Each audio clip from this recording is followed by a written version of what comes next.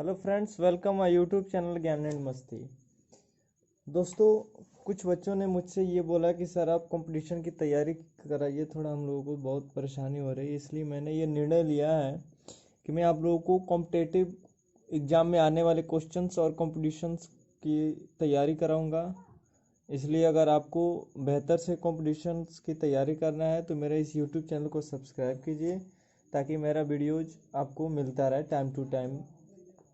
देखो, आज मैंने ये टॉपिक लिया है।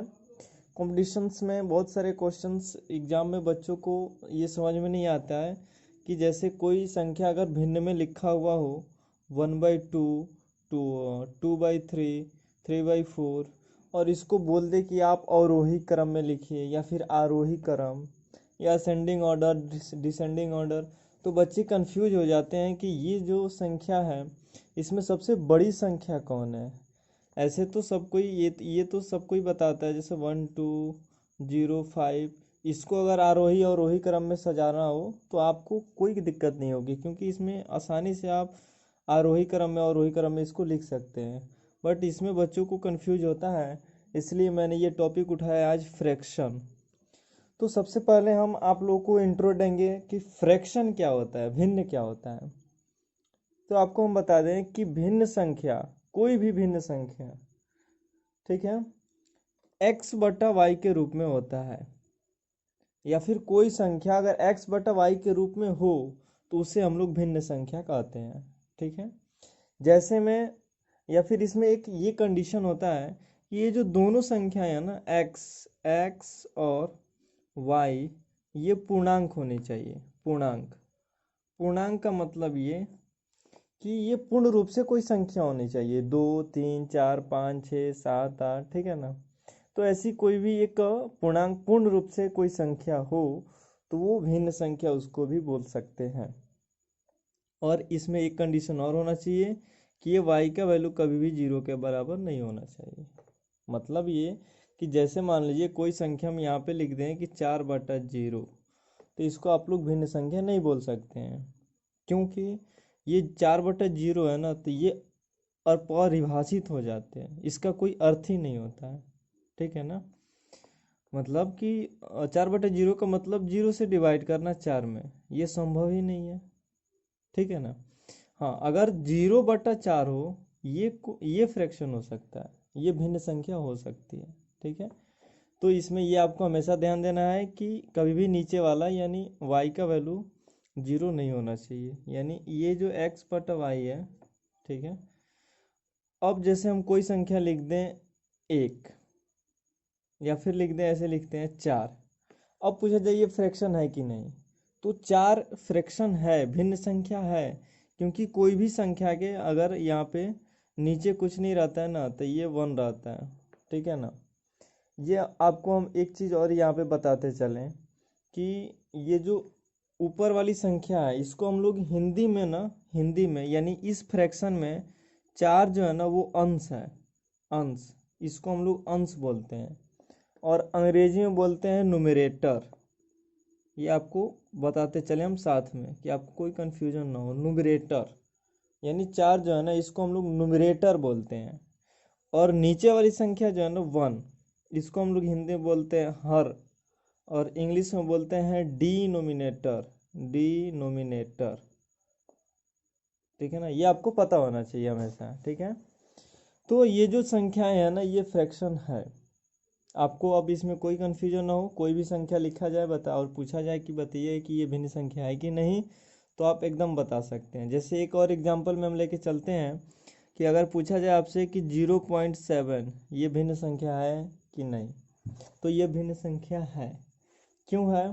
क्योंकि देखो, जब ये तो डेसिमल्स में है, दशमलव में है, जब इसको फ्रैक्शन में तोड़ेंगे ना, तो ये 7 का 7 हो जाएगा ये, और इस पॉइंट के बदले में हम 1 लिखते हैं, और पॉइंट के बाद जितने डिजिट रहते हैं उतना यहाँ पे 0 लिखते हैं, उतना टाइम्स।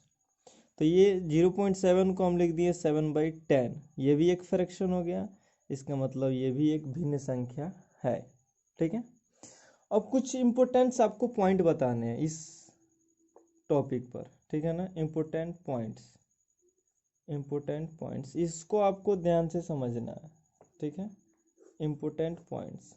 हाँ, एग्जाम में क्वेश्चन आता है कि आप इस भिन्न संख्या को आरोही क्रम में लिखें। ठीक है, आरोही क्रम, आरोही क्रम, जिसको हम लोग अंग्रेजी में बोलते हैं ascending order, ascending order, ascending order. ठीक है, आरोही क्रम, असेंडिंग ऑर्डर। अब असेंडिंग ऑर्डर जिसको हम लोग एक और तरीका से इसको समझने के लिए लिख सकते हैं कि इस आरोही क्रम को हम लोग बढ़ते क्रम भी कहते हैं। यहाँ पे बढ़ते क्रम, बढ़ते क्रम, ये आरोही का मतलब बढ़ते क्रम। ठीक है ना। अब जैसे समझते हैं कोई भी संख्या, ये एग्जाम्पल के लिए समझा देंगे, हम समझा दे रहे हैं, उसके बाद ये फ्रैक्शन वाला हम आपको एकदम एक्सप्लेन करेंगे ही करेंगे। कोई संख्या हम एग्जाम्पल में लेते हैं, जैसे कोई यहाँ पे लिख दे 4 2 0 0.5 6। अब बोले कि इसको आरोही क्रम में सजाइए। आरोही क्रम का मतलब बढ़ते क्रम। ठीक है ना, बढ़ते क्रम मतलब ये बढ़ते का मतलब ये बढ़ते जा रहा है, यानी पहले तो छोटा होगा तभी तो उससे बढ़ेगा, फिर उससे बढ़ेगा। इसका मतलब अगर कोई भी संख्या आरोही क्रम में दे, इसका मतलब ये होता है कि उस संख्या में हम सबसे पहले छोटी संख्या चूज करते हैं कि सबसे छोटी संख्या क्या है। तो इसमें छोटी संख्या देखिए सबसे 0 है, उसके बाद उससे बड़ी 0 से जस्ट बड़ी वाली संख्या 0.5 है, उसके बाद 0.5 से जस्ट बड़ी संख्या ये 2, फिर 4, फिर 6। इसको हम लोग कहते हैं बढ़ते क्रम, आरोही क्रम, या फिर अंग्रेजी में असेंडिंग ऑर्डर। ये इंपॉर्टेंट पॉइंट्स हैं कुछ। ठीक है, या हाँ, इसके बाद आता है एग्जाम में ये भी क्वेश्चंस आते हैं कि कुछ संख्याएं लिखी होती हैं और दिया हुआ था है कि इन संख्याओं को लिखिए अवरोही क्रम। ये दो ऑर्डर एकदम आपको याद ही होना चाहिए, असेंडिंग ऑर्डर, डिसेंडिंग ऑर्डर। इसको हम लोग अवरोही क्रम को अंग्रेजी में बोलते हैं descending order, descending, descending order, descending order. ठीक है ना। और इसको हम लोग बढ़ते क्रम, ये हो गया तो ये हो जाएगा घटते क्रम, या फिर इसके नाम से पता चल रहा है। देखिए ए का मतलब, ए का मतलब ऐड, ऐड का मतलब ऐड होता है तो बढ़ती है। तो आपको ये थोड़ा इसमें ध्यान भी देना है कि अगर असेंडिंग आ जाए ए, इसका मतलब बढ़ते क्रम, डिसेंडिंग मतलब डाउन, डाउन का मतलब कम, यानी डिसेंडिंग ऑर्डर को घटते क्रम। ये अभी आपको अगर माइंड में याद रहे तो इसको आसानी से आप पढ़ सकते हैं।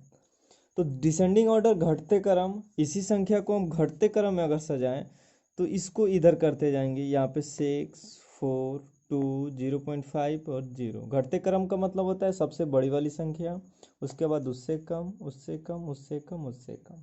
ठीक है, ये हमारा हो गया आरोही क्रम, अवरोही क्रम। जब तक आपको ये पता नहीं चलेगा तब तक आप किसी भी ये फ्रैक्शन वाली संख्या को असेंडिंग ऑर्डर या फिर डिसेंडिंग ऑर्डर में नहीं लिख सकते थे। अब आपको हमको हमारे अनुमान से आपको एकदम क्लियर हो गया होगा कि आरोही क्रम, अवरोही क्रम क्या होता है।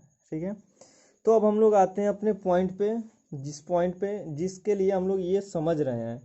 सबसे मुख्य पॉइंट होता है भिन्नों की तुलना, भिन्नों की तुलना, ये सबसे इम्पोर्टेंट पॉइंट है। इसी के चलते हम लोग ये टॉपिक उठाए हैं, भिन्न, भिन्नों की तुलना, यानी comparison, comparison of fraction, of fraction, ये होता है भिन्नों की तुलना। कंपैरिजन ऑफ फ्रैक्शन मतलब ये कि ये जो आरोही क्रम है, अवरोही क्रम है, इसमें भिन्न संख्या में 4 तरीके से आप लिख सकते हैं। देखो एक दो तरीके नहीं, हम आपको 4 तरीके बताने वाले हैं यहाँ पे।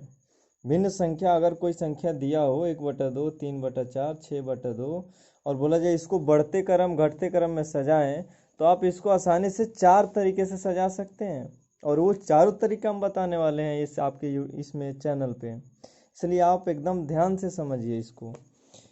तो वो चारों तरीके क्या क्या हैं हम यहाँ पे लिख रहे हैं यहाँ पे। फर्स्ट नंबर तरीका जो है उसको हम लोग बोलते हैं तिरछा गुणन नियम, तिरछा गुणन नियम, तिरछा गुणन नियम, यानी cross multiplication rule, cross multiplication multiplication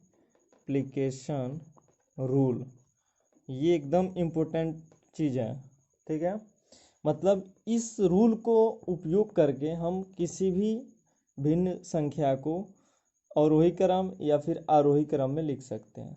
और ये बारी बारी से हम समझाने वाले हैं, ठीक है ना। पहले आप चारों नियम तो समझिए कि कौन कौन सा नियम है। सॉरी, दूसरा, ये चारों नियम लिख दे रहे हैं, उसके बाद चारों को एक्सप्लेन करेंगे। ठीक है, ये दूसरा नियम यहाँ पे हो गया आपका, लघुत्तम समापवर्त्य के द्वारा भी हम लिख सकते हैं अवरोही या आरोही क्रम में।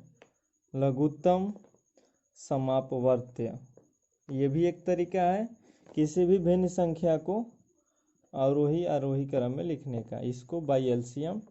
थर्ड नंबर है अंश और हर के अंतर से, अंश और हर के अंतर से, हर के अंतर से, difference of nominator and denominator. और लास्ट तरीका भाग के द्वारा, भाग से, ठीक है ना, बाय डिवीजन, बाय डिवीजन, भाग से।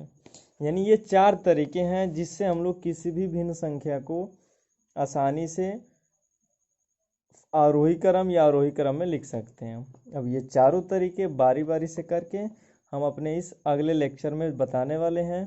तो आप मेरे अगले लेक्चर का वेट कीजिए, और जब वो लेक्चर कंप्लीट करेंगे तो मैं उसका लिंक इसके डिस्क्रिप्शन में डाल दूँगा। आप इसके डिस्क्रिप्शन में जाके ज़रूर उस लेक्चर को देखें। आज के लिए इतना ही। इस चैनल को सब्सक्राइब कीजिए अगर आप नहीं किए हैं तो।